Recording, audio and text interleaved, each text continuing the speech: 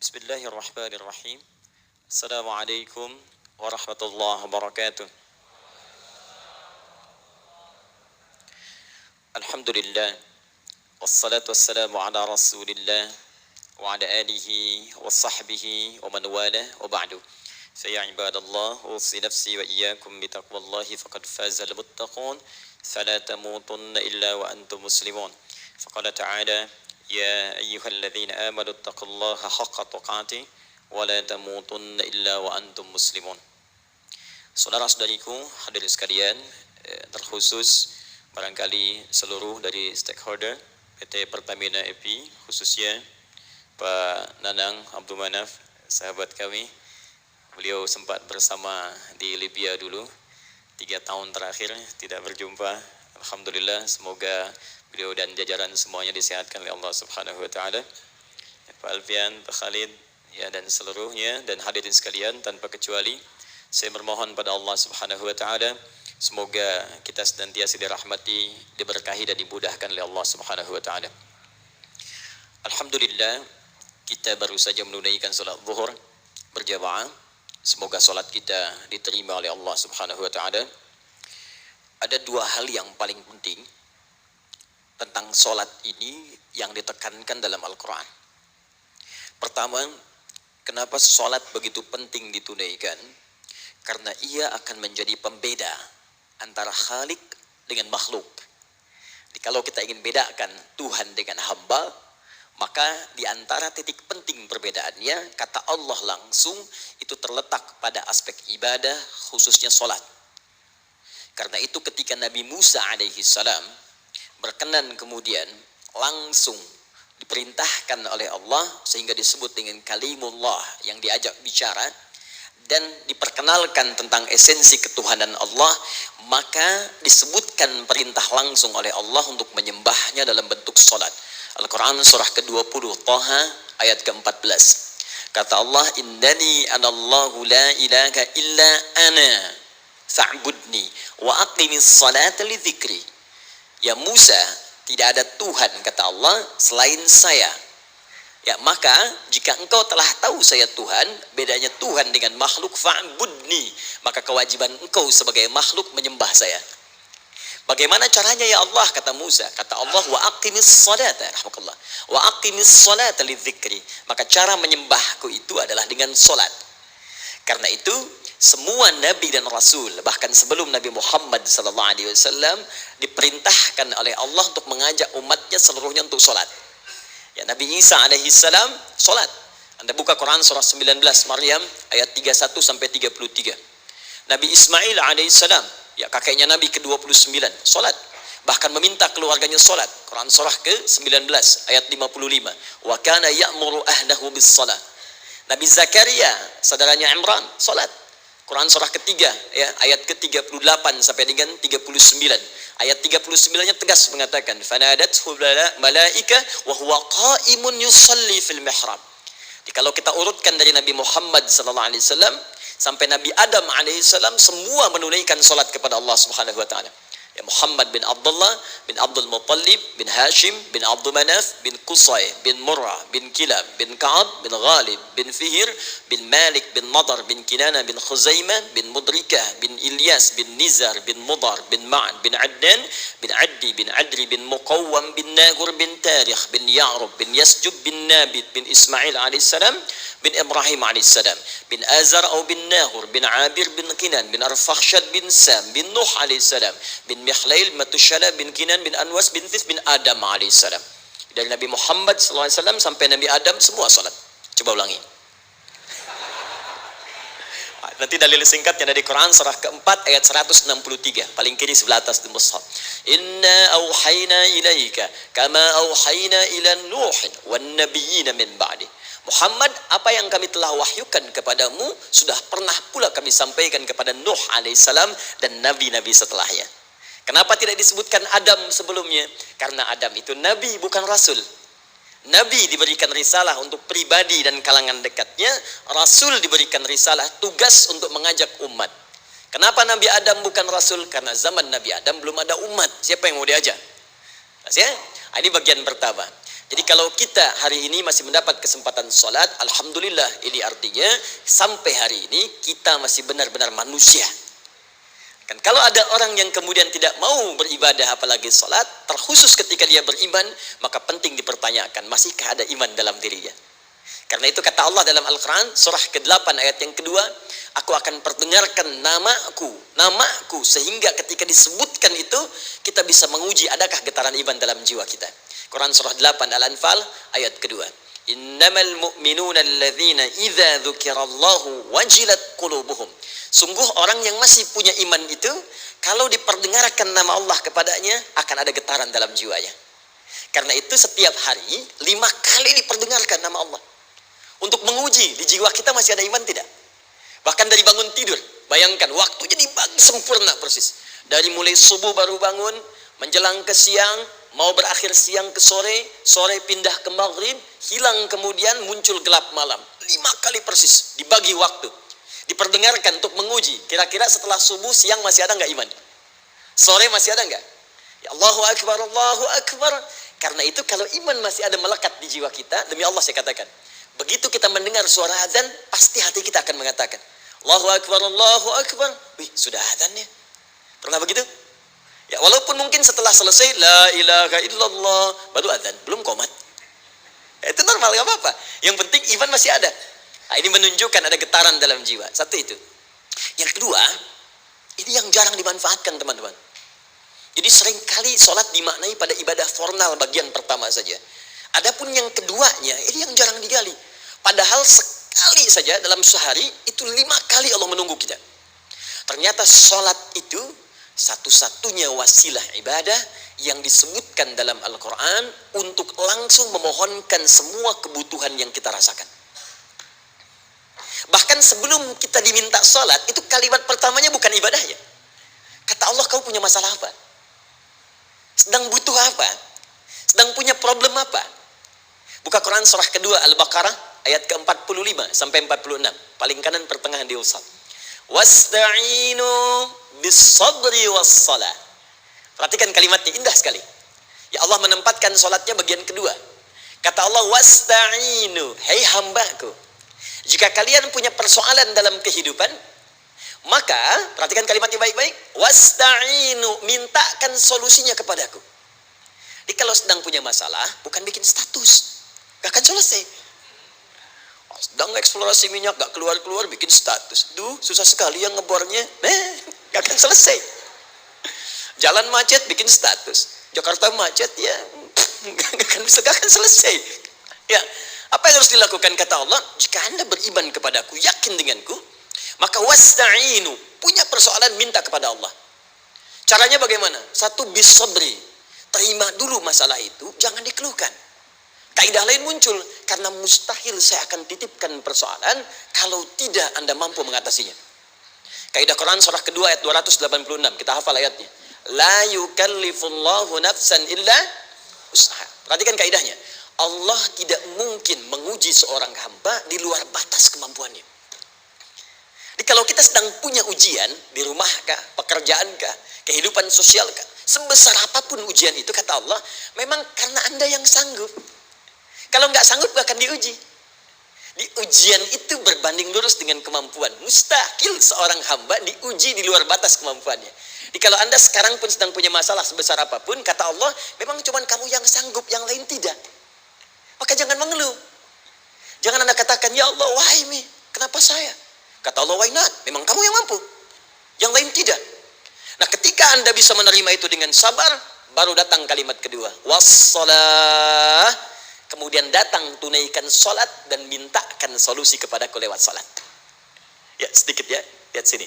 Saya berikan sedikit uraian Al-Quran. Saya boleh menulis sini? Boleh ya?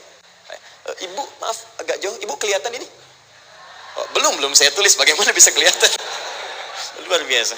Cuma di Pertamina belum ditulis sudah kelihatan. Maaf, padahal. Lihat sini. Wasta'inu. Baik, ya. Saya ingin sedikit sekali. Ini redaksi Quran itu indah sekali diksinya. Wasta'inu. Lihat sini.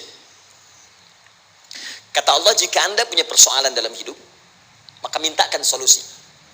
Terima dulu masalahnya dengan sabar, Karena kita dipercaya oleh Allah. Gini cara memahaminya. Allah aja percaya dengan kita. Masa kita nggak percaya diri? Allah yakin dengan kita, kita mampu. Masa kita nggak yakin? Terima dengan sabar.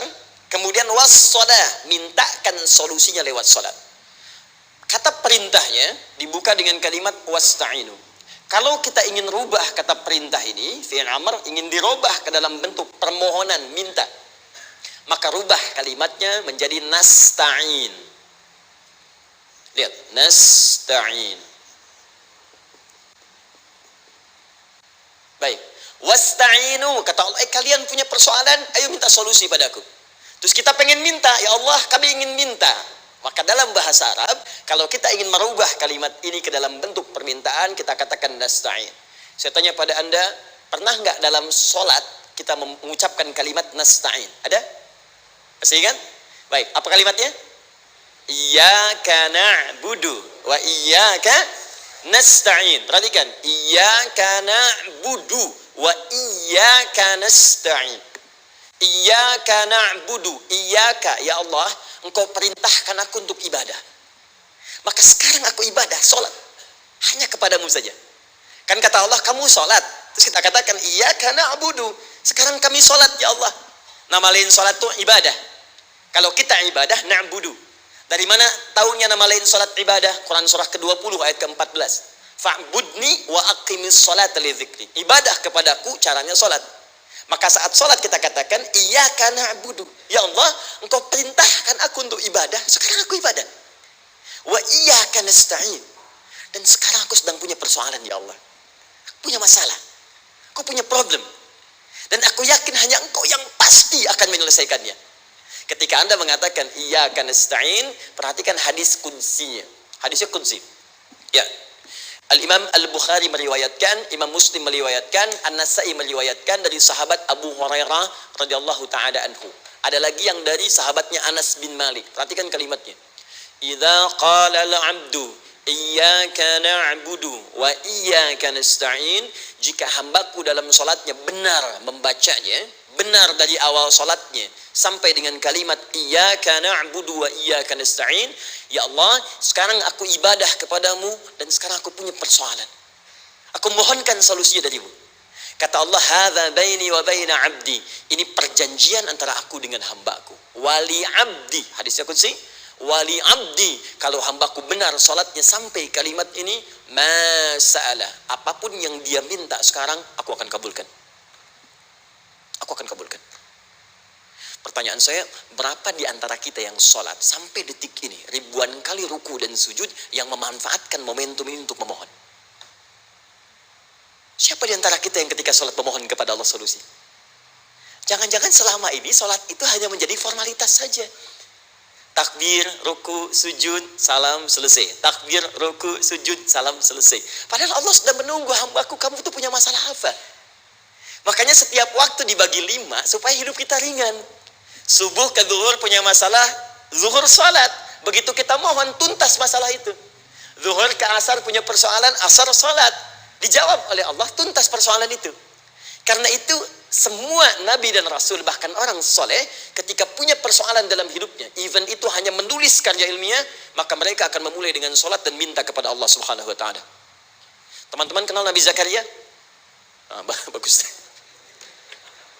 Baik, di sana belum tulis, sudah kelihatan. Sini kenal Nabi Zakaria, alhamdulillah.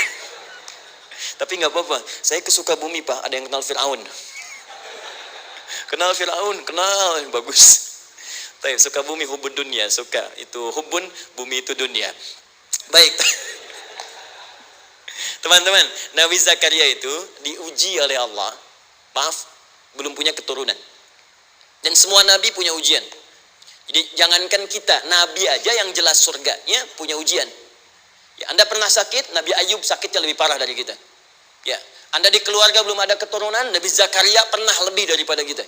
Sampai rambutnya memutih, fisiknya sudah letih, dan menurut medis, maaf sekali, istrinya divonis tidak mungkin punya keturunan, monofus dan mandul, mustahil. Secara klinis gak mungkin, secara medis tidak mungkin. Maka Allah tunjukkan satu isyarat yang sangat luar biasa. Jika Anda mendapati situasi makhluk mengatakan ini mustahil dan sudah angkat tangan, ini tanda pertama dari Allah, langsung tinggalkan pendapat manusia, langsung memohon kepada Allah.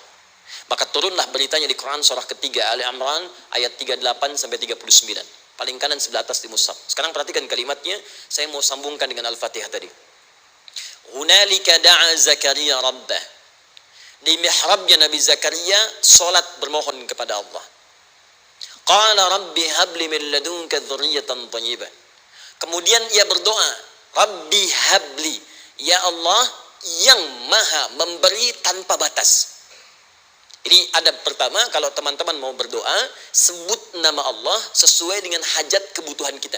Itu yang disebut dengan al-asma'ul husna. Di asma'ul husna itu bukan nama-nama indah yang sekedar dihafal, bukan. Tapi nama yang diberikan oleh Allah sesuai dengan kebutuhan hidup kita.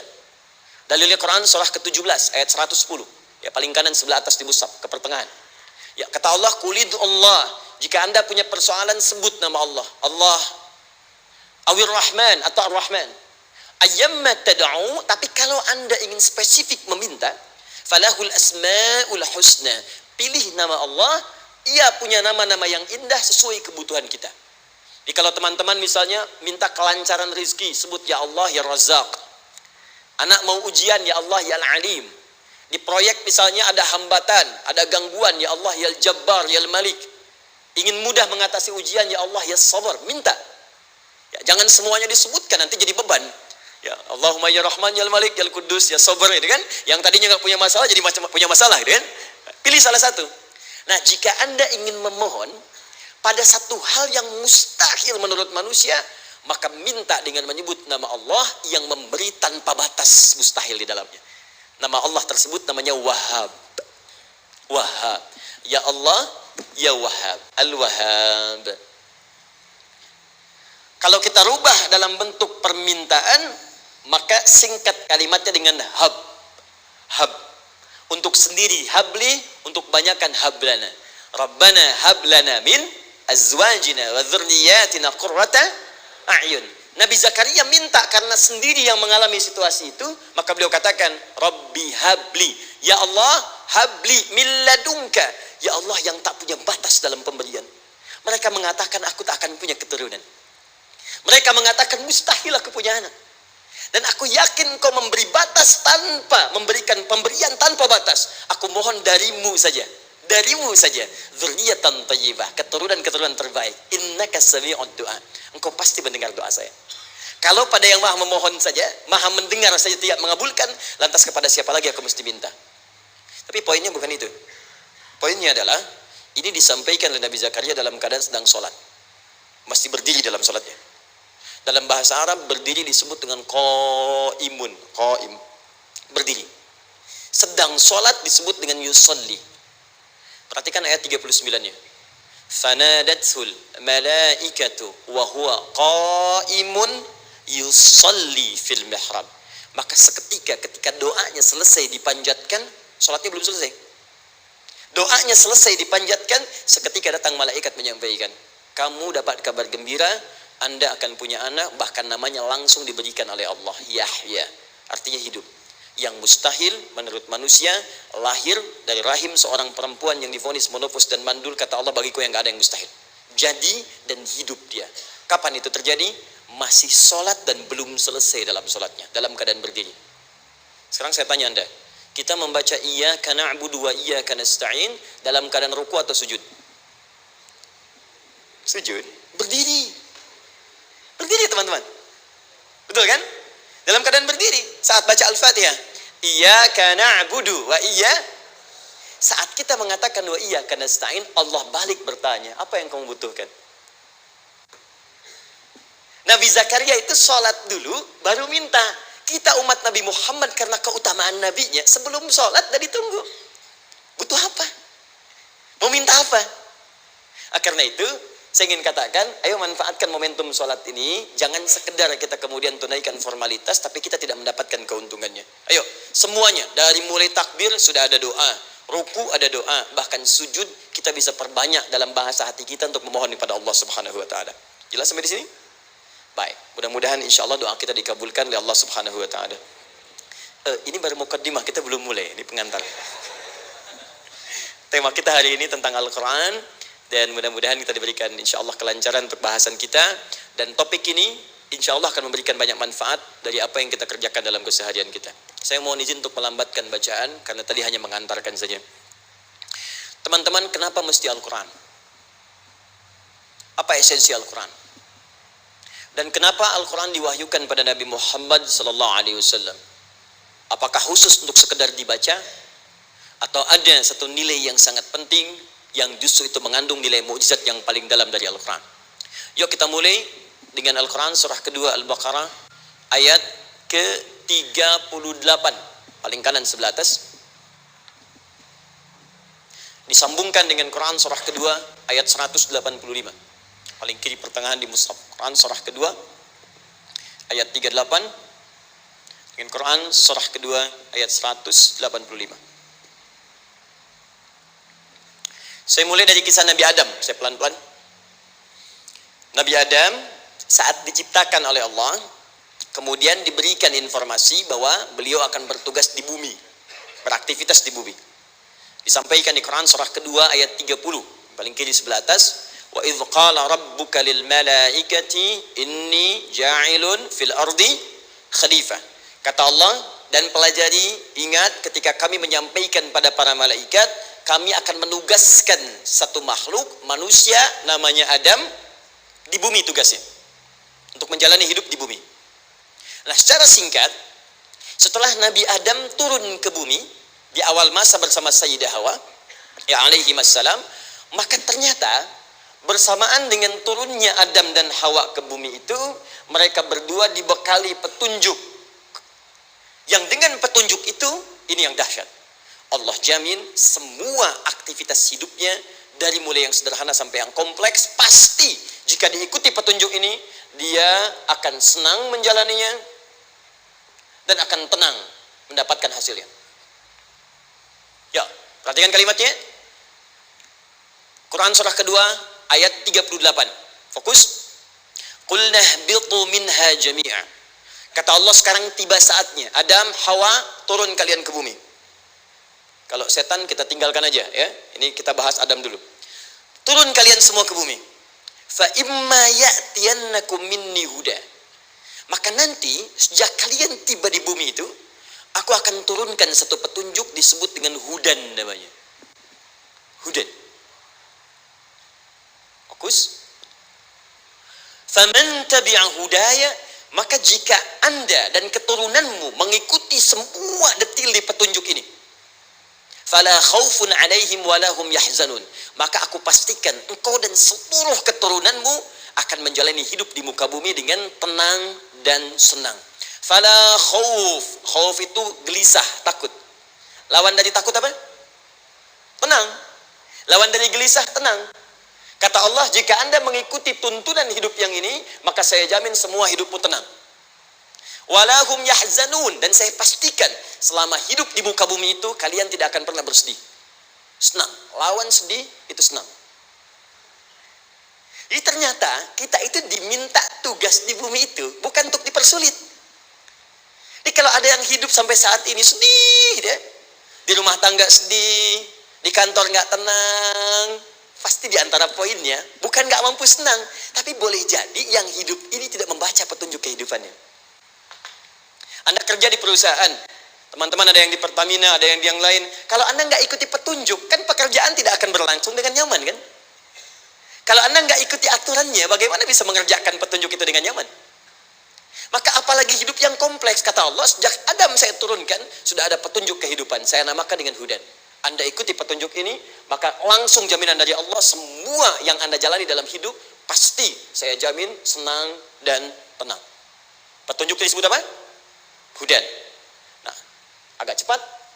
Di setiap masa, Nabi Adam selesai hidupnya, generasi kemudian berkembang, datang lagi Nabi Nuh, sampai ke Nabi Muhammad SAW. Perhatikan baik-baik. Setiap berganti generasi akan turun hudan sesuai dengan kebutuhan masyarakatnya pada saat itu. Baik, Nabi Musa menerima kitab apa namanya? Nabi Musa Taurat. Taurat disebut hudan dalam Al-Quran. Muncul Nabi Musa, Kitabnya disebut Taurat. Perhatikan baik-baik. Tahukah teman-teman ketika Taurat disebutkan dalam Al-Quran? Buka Quran surah ke-17. Ya, ayat yang kedua. Wa ataina Musal kitaba. Kami berikan kepada Musa kitab. Lihat. Wa ja'alnahu hudan li bani Israil. Dan kitab yang kami berikan itu, yang disebut Taurat, Ali Imran ayat yang ketiga. Wa anzalat Taurata wal Injil. Kami berikan Taurat kepada Musa. Nah, saat Allah turunkan Taurat itu, hudan li bani Israil. Isi Taurat ini adalah petunjuk kehidupan khusus untuk Bani Israel saja. Umatnya Musa. Jadi kalau umat Nabi Musa mengikuti petunjuk hudan, Taurat ini, kata Allah, saya jamin semua hidupnya tenang dengan senang. Nabi Isa turun Injil. Injil disebut hudan dalam Al-Quran. Dan yang terakhir, saya cepat karena waktu kita terbatas. Ketika Allah menurunkan Nabi Muhammad SAW dan dipilih sebagai Rasul, maka saat yang bersamaan beliau pun diberikan petunjuk untuk umatnya. Dan dahsyatnya petunjuk itu pun disebut dengan hudan. Buka Quran surah kedua ayat 185. Syahrul Ramadan alladzi unzila fihi al-Quran. Di bulan Ramadan itu, kata Allah, saya turunkan Al-Quran. Kenapa saya turunkan Al-Quran? Hudal linnas. Saya jadikan Quran ini sebagai petunjuk, pedoman hidup linnas, bukan terbatas untuk satu komunitas, tapi untuk seluruh manusia sampai kehidupan berakhir. An-Nas disebutkan 241 kali dalam Al-Quran, menunjuk pada semua manusia tanpa kecuali. Ini bedanya Al-Quran dengan kitab sebelumnya. Taurat hanya untuk kalangan tertentu saja. Jadi selesai nabinya, selesai kitabnya. Injil hanya kalangan tertentu saja. Nabinya selesai, selesai kemudian misinya. Tapi Al-Quran tidak. Ini kalimat pertama langsung dari Allah, walaupun nabinya wafat, tapi karena Al-Qurannya didesain oleh Allah untuk seluruh manusia sampai kehidupan berakhir, maka pasti Al-Quran itu di setiap masa akan mampu dijadikan pedoman dalam kehidupan. Jadi prinsip pertama, ketika Allah menurunkan Al-Quran, sebenarnya tujuan utamanya bukan sekedar dibaca. Bukan. Tapi di dalamnya itu ada petunjuk hidup, Pak, Bu. Dan yang buat, yang menciptakan kita. Bukankah Anda kalau ingin memperbaiki sesuatu akan datang kepada penemunya, penciptanya? Anda punya handphone, ada masalah, kan datangnya ke counter handphone. Anda punya mobil, ada persoalan, bukankah datangnya ke dealer? Sekarang kita ingin tahu persoalan hidup kita. Ingin tahu gambaran hidup kita. Ingin tahu misi dan visi hidup kita. Kemana kita kemudian bertanya ya? Pada pencipta kita. Nah, kata Allah, ketika saya utus manusia pertama kali ke bumi, saya sudah turunkan bagaimana cara menjalani kehidupannya. Dan ternyata berita baiknya untuk kita diberikan oleh Allah satu petunjuk utuh, langsung disebutkan, isinya disebut dengan Al-Quran. Jadi dari Al-Fatihah sampai dengan An-Nas, dia bukan bacaan biasa. Semua di dalamnya ada petunjuk kehidupan kita dari mulai bahkan dalam kandungan sampai kita wafat kepada Allah Subhanahu wa taala. Kalau diikuti petunjuk ini, langsung turun jaminan dari Allah. Hidup kita pasti akan tenang dan nyaman. Saya bacakan cepat ya. Tapi nggak usah ditulis, nanti kalau teman-teman agak terlambat mengikutinya, Anda buka kembali rekamannya, Anda boleh runtutkan kembali. Saya baca cepat saja, dan ini insya Allah Anda hanya akan temukan dalam Al-Quran. Nanti saya berikan rahasia di akhir sebelum kita akhiri. Yuk, satu, Anda silahkan bandingkan dengan buku manapun, referensi manapun, Anda hanya akan temukan dalam Al-Quran. Dari sejak sebelum lahir, bagi perempuan yang tengah mengandung, langsung Allah berikan tuntunan bagaimana agar kandungan itu berjalan dengan sehat, nyaman, dan mudah ke persalinan. Quran surah ke-7 ayat 189. Perkembangannya bisa diamati dan dicek kemudian, ya baik ke dokter atau yang lain. Nanti perkembangannya disebutkan di Quran surah ke-22 ayat ke-5. Dirinci lagi di Quran surah ke-23 ayat 11 dari 9 sampai dengan 13. Kemudian mulai terlahir, dari lahiran diberi petunjuk oleh Allah. Nih, berikan ASI, maksimal 2 tahun. Kalau ingin berhenti sebelum 2 tahun, boleh. Begini caranya. Quran surah kedua ayat 233. Dari sampai usia 2 tahun, menjelang balik, kata Allah berikan 4 pendidikan dini. Ini turunannya, disebutkan 1, 2, 3, 4. Jika Anda ajarkan ini, maka anak ini akan tumbuh. 1, dekat dengan Allah. 2, dijamin taat pada orang tuanya. 3, dia akan baik dengan lingkungannya. Dan keempat, dia akan bertahan dalam kebaikan sampai dia dewasa. Quran surah ke-31 ayat 13 sampai dengan 19. Usia 7 tahun, ya mulai dia balik misalnya, dia akan mulai belajar. Bagaimana cara belajar yang baik supaya cepat paham, gampang mengerti, turun Quran surah ke-9 ayat 122.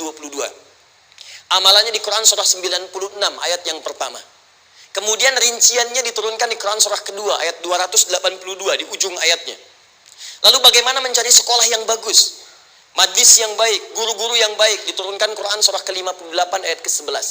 Dicontohkan tentang Maryam dan Nabi Isa alaihissalam di Quran surah ketiga ayat 35 sampai dengan 37. Naik lagi, dia mulai dewasa, ya, mulai bergaul, bahkan kadang-kadang merantau, punya tempat komunitas berbeda. Bagaimana supaya dia bergaul tidak terpengaruhi lingkungan yang tidak baik. Maaf ya, kadang-kadang ibu yang sudah mengandung, melahirkan, ayah mencari nafkah, tiba-tiba anak pergi bahkan ke kampus, ke sekolah, dapat teman yang gak bagus, pulang-pulang mengecewakan Anda. Dan bagaimana menemukan tempat-tempat yang baik untuk bisa menjaga perilaku anak ini? Ditemukan nanti di Quran surah ke-49 ayat ke-13-nya. Dirinci perkembangannya di Quran surah ke-12 Yusuf ayat 2 sampai dengan ayat 29-nya. Sampai ketika dia akan mulai kemudian menikah, kata Allah, pilih pasangan yang baik dengan ta'aruf, berikan mahar yang sempurna. Quran surah ke-4 ayat ke-4. Kemudian dia mulai menikah, kata Allah, sebelum menikah pelajari dulu fikih nikah. Banyak orang yang menikah tapi karena tidak belajar tentang persoalan rumah tangga, apa yang akan terjadi di rumah tangganya. Detil Pak, Bu. Kata Allah, ini kalau kamu berbuat begini akan ada miskomunikasi. Kalau ada miskomunikasi persoalannya akan begini, solusinya begini. Maka diturunkan dasarnya di Quran surah ke-30 ayat 21, detilnya di Quran surah ke-4 ayat 34 sampai dengan 35. Paling kiri sebelah atas sampai dengan ke tengahnya. Anda berlanjut, diterangkan oleh Allah, hei, tugas suami saat mulai pertama kali menikah, maka tugas yang pertama siapkan untuk mencari nafkah. Bagaimana caranya ya Allah? Diturunkan oleh Allah. Satu, jangan takut kehilangan rezeki. Jangan pernah mencuri, jangan pernah ngambil punya orang, karena punya kamu akan saya berikan sempurna. Kamu ngambil punya orang, maka kamu akan menyulitkan diri sendiri. Itu akan dikembalikan pada yang berhak. Ya, turun Quran surah ke-51 ayat 22. Dirinci, begini cara nyarinya. Quran surah kedua ayat 168. Kalau Anda ingin cepat baru bergerak, rizkinya sudah dapat. Quran surah kedua ayat 172. Ada yang dahsyat, dia belum keluar, rizkinya yang mendatangi dia. Jadi nanti di Al-Quran ada 8 jenis rizki. Di antara yang paling hebat, ada yang belum Anda datang, rizkinya sudah menjemput. Ada orang mendatangi rizki, ada rizki mendatangi dia. Contoh, Al-Imam Asy-Syafi'i sedang berdiskusi dengan Imam Malik, gurunya. Kata Imam Asy-Syafi'i, Syekh, rizki itu mesti saya cari dulu, baru kita dapat. Kata gurunya, ya Syafi'i, ada rizki yang cukup kita beramal dekat kepada Allah, dia akan datang tanpa kita cari dengan ikhtiar manusia. Kata Syafi'i, mustahil. Kata Quran kan kita kerja dulu, baru datang. Kata Imam Malik gurunya, kamu yang belum sampai, kita amalkan ini, rizki datang. Maka berhenti sampai di situ, Imam Syafi'i pamit, di jalan tiba-tiba, beliau mendapati ada panen anggur, Pak, Bu. Terus dipanggil sama yang punya kebun. Ya, pemuda katanya, sini. Mau bantu nggak? Kalau kamu bantu, kami berikan anggurnya. Maka beliau bantu, panen, petik. Sampai setelah selesai diberikan anggur yang besar-besar, hanum. Senyum, senang beliau. Ternyata senangnya bukan karena dapat anggur. Senangnya karena merasa pendapatnya benar. Kalau saya nggak bantu panen ini, nggak akan dapat saya anggur. Cuma karena saya bantu, saya diberi ini. Maka rasa senangnya inilah dibawa kemudian kepada gurunya, ingin laporan. Tapi perhatikan adabnya. Dia tidak mengatakan, guru, nih saya benar. Kalau saya nggak ikut panen, nggak dapat saya ini. Perhatikan kalimat Asy-Syafi'i. Guru, tadi saya di jalan, dipanggil oleh pemilik kebun, ikut panen anggur. Begitu saya bantu, saya diberikan anggur ini. Beliau tekankan dengan kalimat yang kencang pada kalimat, begitu saya bantu, saya dapat anggur ini. Imam Malik tersenyum mengatakan, Masya Allah Syafi'i, luar biasa. Ini siang begitu panasnya, tadi saya mau keluar ngajar, terfikir di benak saya, Allah, kalau ada anggur yang besar-besar, enak rasanya. Tiba-tiba kamu datang bawa anggur. Ini Imam Syafi'i kerja dapat sesuatu, Imam Malik terfikir sesuatu, datang rezeki. Itu ada di Quran surah ke-7, teman-teman, ayat ke-96, paling kanan sebelah atas di mushafnya. Baik, teruskan dulu. Ya, Anda dalam mencari kerja, ingat, kalau Allah yang sampaikan pasti terjadi. Jangan dikira mudah. Kata Allah akan ada persaingan, akan ada kadang-kadang singgungan, akan ada tantangan, maka mulai petakan tantangan apa yang akan Anda lalui saat Anda mulai mencari nafkah itu. Maka turun Quran surah kedua ayat 214, paling kanan sebelah bawah. Am hasibtum an tadkhulul jannata. Hei, apa kamu mudah begitu saja mengira akan sukses dalam pekerjaanmu?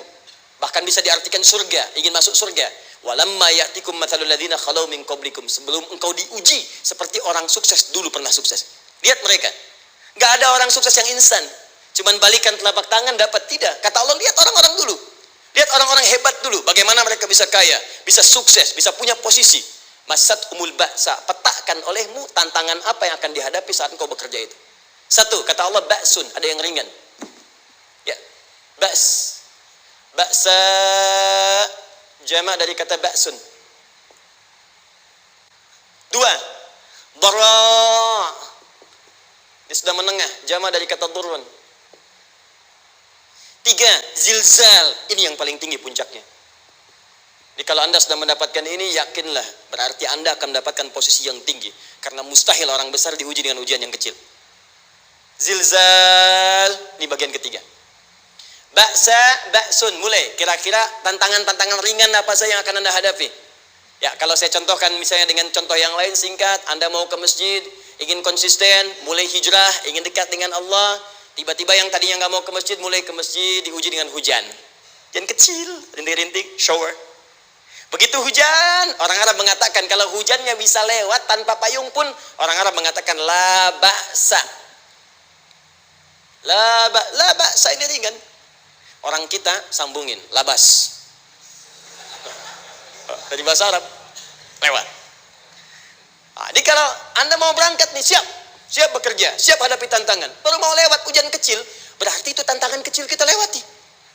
Macet, petakan, cari jalan yang kemudian sempurna, jalan yang kosong, buka Google-nya, buka Waze-nya, buka map-nya, cari.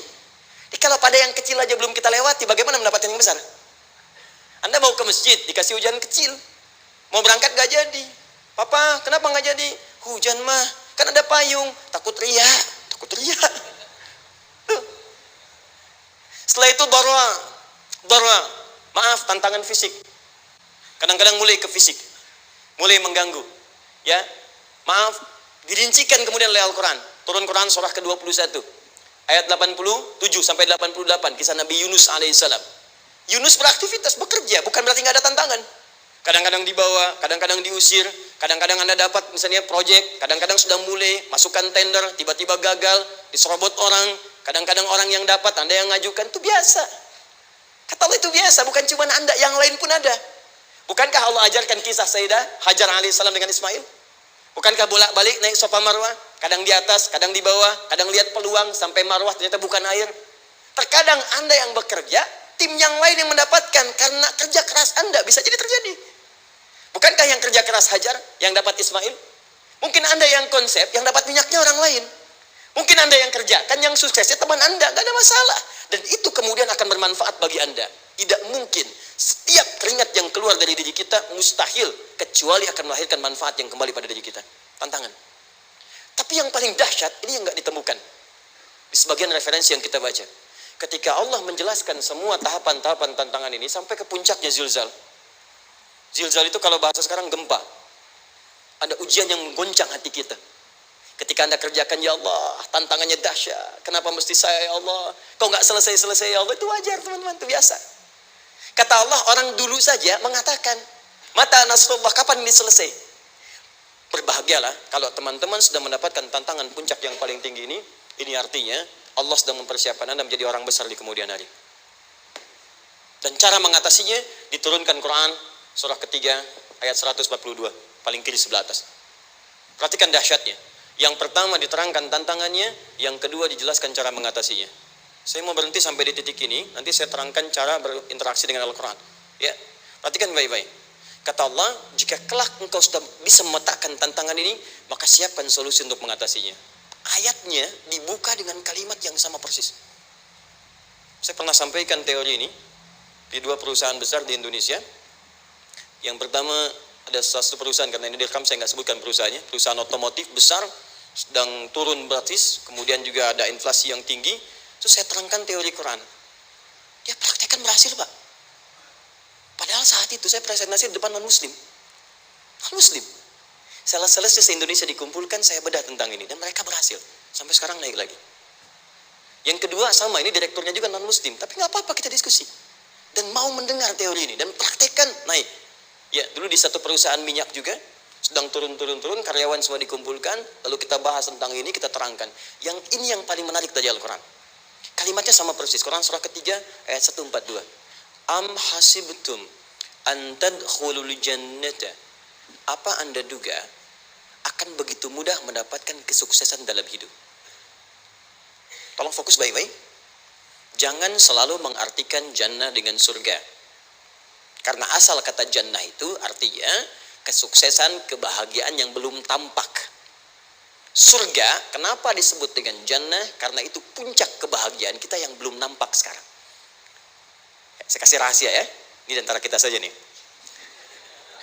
Kalau ada kata jim dengan nun di depannya, itu pasti tidak nampak, tersembunyi. Apapun tambahannya. Ya, misal, jin kenapa disebut dengan jin? Karena memang ketika diciptakan, dia tidak tampak, tersembunyi. Lawannya ins, karena itu kita disebut ins, karena saat lahir kita tampak. 18 kali disebutkan dalam Al-Quran. Ya ma'syaral jinni wal ins, wa ma khalaqtul jinna wal ins. Jadi jin disebut jin karena memang fitrahnya tersembunyi, gak nampak. Jadi kalau ada jin melakukan penampakan, itu jin sedang kena masalah, sedang keluar dari fitrah. Sama dengan manusia, harusnya tampak. Jadi kalau ada manusia yang senang sembunyi-sembunyi, dia sama dengan, bukan saya bilang, sedang punya masalah. Ke kantor sembunyi-sembunyi, hati-hati Pak Alfian tuh. Biasa ada pintu depan, masuk pintu belakang. Suami di rumah buka WA sembunyi-sembunyi, Bu hati-hati itu. Pulang lewat pintu belakang, berarti sedang punya persoalan dalam hidup. Setiap ada jim dengan nun, pasti tersembunyi. Ibu punya janin, rahim, dalam rahim ada janin. Kenapa disebut dengan janin? Jim, nun, ya, nun. Karena sosok itu belum nampak dalam pandangan kita. Nanti kalau sudah lahir, baru tampak. Jannah, kenapa disebut jannah? Karena belum tampak dalam pandangan kita. Nanti kelihatan. Karena itu dalam Al-Quran, kata jannah itu tidak dikhususkan dengan surga. Tidak dikhususkan dengan surga. Kadang-kadang menunjuk aspek kesuksesan yang belum tampak. Anda mau ngubur minyak, minyaknya belum tampak. Belum kelihatan. Anda mau kerja, ya hasilnya kan belum tampak. Baru ikhtiar sekarang. Karena itu orang Arab disebut kaya kalau mereka mendapatkan kebun yang tak tampak sebelumnya. Kebun anggur, bukan kurma, kalau kurma banyak. Kebun anggur, ada apel, ada jeruk, sampingnya ada sungai-sungai, disebut dengan jannah. Ya, kalau punya unta, nggak kaya di Arab, biasa. Karena yang kelihatan padang pasir, unta, hitam, merah, biasa. Tapi kalau sudah punya kebun anggur, yang sulit di padang pasir ada kebun, itu baru disebut kaya. Karena itu orang Arab kadang mengartikan jannah dengan aspek kesuksesan yang belum tampak. Diartikan dengan kebun anggur, kebun apel, dan macam-macamnya. Perhatikan, am hasibtum an tadkhulul jannah. Apa Anda duga ingin sukses itu begitu mudah? Sukses jadi tidak. Walamma ya'lamillahu alladhina jahadu minkum wa ya'lamas sabirin. Perhatikan baik-baik. Sebelum Allah memastikan pada diri Anda terdapat dua hal yang paling utama untuk mengatasi tantangan tadi. Satu, jahadu. Kesungguhan. Serius. Jadi kalau mau sukses, mesti serius. Kerja serius. Cintai pekerjaan Anda. Ya, belajar anak-anak serius. Pastikan belajar dengan serius. Jangan cuma anak-anak duduk paling belakang, nggak pernah nanya, kadang ngantuk, pulang. Ujian, besoknya mau ujian, baru belajar. Ya, sistem SKS, sistem kebut. Ya, kadang-kadang sejam, Bu, Pak. Ya, saya pernah ada orang di luar ngadu waktu di Libya, Ustaz, gimana ini orang Indonesia? Kenapa? Saya belajar 3 bulan. Besok mau ujian. Teman antum orang Indonesia pinjam catatan saya baru semalam. Dia dapat 8, saya 7,5. Saya bilang, Anda belum tahu sistem SKS itu. Baik ya. Tapi itu bukan solusi. Begitu ujian selesai, ilmu lupa. Itu poinnya. Jadi kalau hanya sekedar ilmu dipakai untuk ujian, pada prakteknya nggak akan terpakai. Ini banyak anak sekolah sekarang hanya belajar untuk ujian saja. Padahal kalau dipraktekkan, kadang kaitan dengan agama tinggi, Bu, Pak. Fisika itu dengan agama itu tinggi. Gaya F1 sama dengan F2, gaya gerak sama dengan gaya dorong. Gaya sedikit, maka keluarnya sedikit. Pukul kencang, bunyinya kencang. Imannya kalau kuat, amalan jadi banyak. Iman sedikit, amal pun sedikit. F berbanding lurus dengan P, hukum Pascal. Gaya berbanding lurus dengan tekanan. Masuk bab akhlak. Makin banyak gaya, makin banyak tertekan. Nah itulah. Gaji 5 juta, gaya 10 juta, kan? Ini serius. Serius. Di divisi apapun Anda, saya 3 sepekan lalu lah takziah ke tempatnya yang Habibie, terus diminta tausiah di sana. Dan saya perhatikan beliau termasuk yang paling serius ketika diberikan tugas apapun. Gak pernah diberikan amanah kecuali mencintai pekerjaan itu. Yang Habibie demikian. Jadi orang sukses itu serius. Tapi keseriusan itu, kata Allah petakan jadi 3 bagian lagi. Karena jahadu itu punya 3 turunan kata. Satu, keseriusan merencanakan, disebut ijtihad namanya. Punya rencana. Mappingnya apa? Stepnya apa? Oke, Anda ingin kerjakan sebuah proyek, baik, proyeknya berlangsung berapa lama? Target kita apa? Jangka panjangnya, menengahnya, jangka pendeknya. Kemudian apa tantangan yang akan dihadapi di setiap tahapan-tahapannya? Selesaikan. Bahkan saking pentingnya tahap perencanaan ini ditunjukkan oleh Allah langsung lewat sholat. Teman-teman masih ingat sholat pertama yang kita kerjakan setiap hari, sholat apa namanya? Subuh. Apa artinya subuh? Tuh, ini masalahnya. Ini kata Al-Quran sendiri ya, kata Al-Quran sendiri. Nanti akan ditemukan orang yang ibadah tidak paham apa yang dikerjakan dan dilakukan dalam ibadahnya. Contoh sholat. Kata Allah akan ada orang sholat yang saat sholat tidak mengerti apa yang dia baca dan dia lakukan dalam sholatnya. Jujur tanyakan pada diri kita. Sampai detik ini, dari sekian ribuan kali ruku dan sujud, berapa persen bacaan sholat yang kita pahami?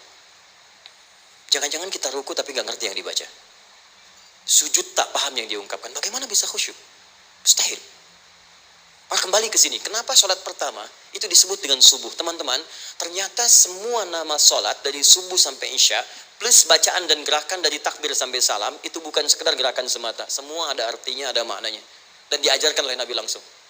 Subuh disebut dengan subuh. Ada 2 kata. Satu, fajar. Quran surah ke-17 ayat 78. Inna Qur'an al-fajri kana mashhuda. Kedua, subuh di surat At-Takwir. Was-subhi idza tanaffas. Kenapa disebut fajar? Fajar itu pancaran positif, pancaran kebaikan. Jadi kalau yang baik disebut fajar. Kalau yang jelek disebut fujur. Fujur ada di Quran surah 91 ayat 7 sampai 8. Wa nafsi wa ma sawwaha fa'alhamaha fujuraha wa taqwaha. Fujur itu rambatan gelombang buruk yang muncul dari nafsu. Ya, ditembuskan ke elemen tubuh kita. Misal gini. Tiba-tiba pengen marah.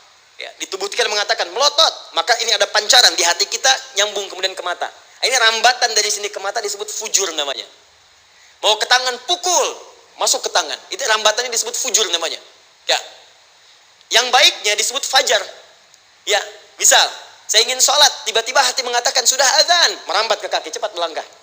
Cepat wudhu. Nah, itu rambatannya disebut fajar namanya. Atau infajar. Ini pasti ada, ya. Fujur nama lainnya nafsu. Disebutkan 115 kali dalam Al-Quran. Takwa, rambatan fajar, sumbernya takwa. Disebutkan 115 kali dalam Al-Quran. Di jiwa kita ada takwa, ada nafsu. Takwa yang dorong malaikat, disebutkan 88 kali dalam Al-Quran. Nafsu yang dorong setan, disebutkan sama 88 kali. Di setiap Anda akan mengerjakan satu hal, pasti akan yang mendorong pada yang baik, akan mencegah dari yang baik itu nafsu. Pasti itu.